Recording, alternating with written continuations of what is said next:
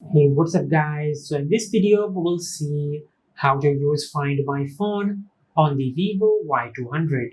Now, to do that, just open the Play Store app on your smartphone and download Google Find My Device. Now, just install this app on your smartphone. Now, it will take a few seconds to install this app on your smartphone. And once the app is fully downloaded, just tap on Open. Now, just use the email to log into the Google Find My device. And once you choose your Gmail, just tap on Continue.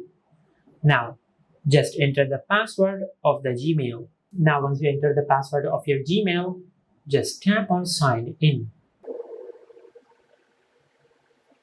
And once you have done that, just go to your home screen and open the Settings app. Now, from here, just scroll down and tap on Google. Now just tap on All Services. Now scroll down and tap on Find My Device. Now just enable Use Find My Device. Now from here, just scroll down and tap on Find Your Offline Devices.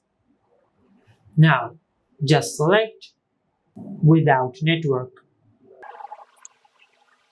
Now once you have done that, now to find your device, if it is stolen or lost, just log in with your Gmail on any other device like a laptop or a friend's device and tap on Find My Device to find your device.